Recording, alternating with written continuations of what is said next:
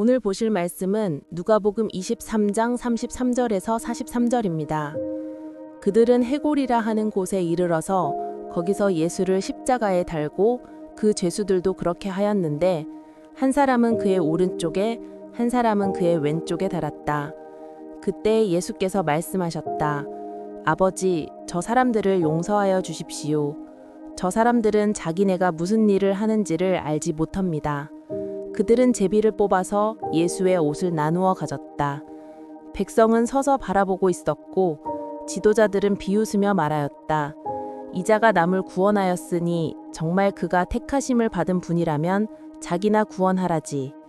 병정들도 예수를 조롱하였는데 그들은 가까이 가서 그에게 신포도주를 들이대면서 말하였다.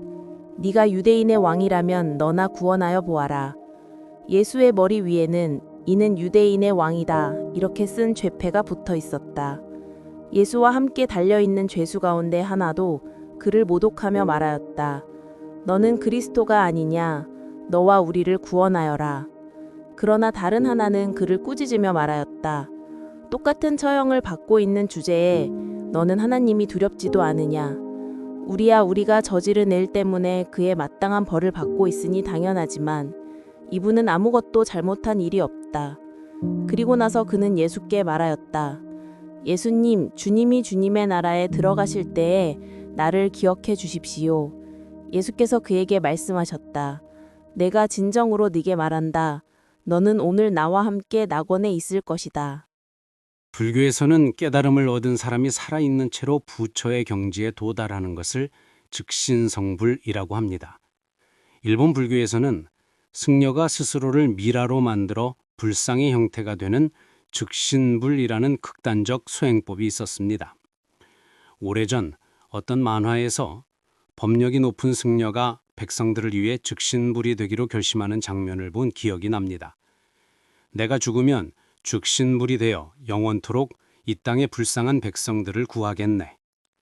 하지만 땅속에 묻히려는 순간 그는 절규합니다. 싫어. 비로소 후회가 나를 덮쳤다. 삶에 대한 집착과 어둠에 대한 압도적 공포. 나는 사람들을 위해 온 힘을 다했다. 그런데 왜 내가 이렇게 죽어야 하는 거야? 어린 나이였지만 묻 사람이 우러러보는 성인의 인간적 고뇌에 충격을 받았습니다. 확실하지 않지만 그 만화의 내용이 소설가 니코스 카잔차키스의 작품에서 영감을 받은 것이 아닐까 뒤늦게 생각했습니다.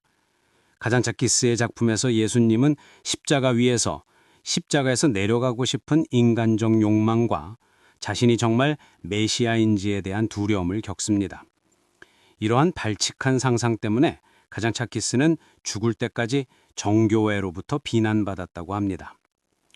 이런 이야기들은 성인도 우리처럼 두려움과 고뇌를 겪을 수 있는 인간이라는 점을 보여주기에 흥미롭습니다. 예수님의 인간성에 대한 이야기는 우리에게 지적 호기심을 불러일으킵니다. 하지만 여기서 멈춘다면 그것은 단지 흥미로운 관찰에 그칠 뿐입니다.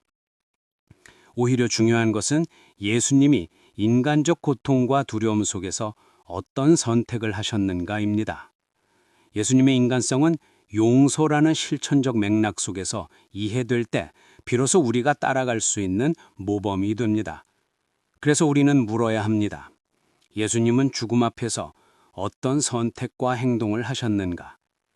예수님은 두 강도와 함께 십자가에 달렸고 군중은 그를 조롱했습니다. 남은 구원하였으되 자기는 구원하지 못하는도다. 그때 예수님은 무엇을 하셨습니까? 아버지, 저들을 용서해 주십시오. 그들은 자기가 무슨 일을 하는지 모릅니다. 예수님은 자신을 조롱하는 이들을 위해 용서를 구하셨습니다. 보복하거나 저주하지 않았습니다. 가장 고통스러운 순간에도 원수들을 위해 기도하셨습니다. 한 강도가 예수여, 당신의 나라에 임하실 때에 나를 기억하소서라고 간청하자 예수님은 답하셨습니다.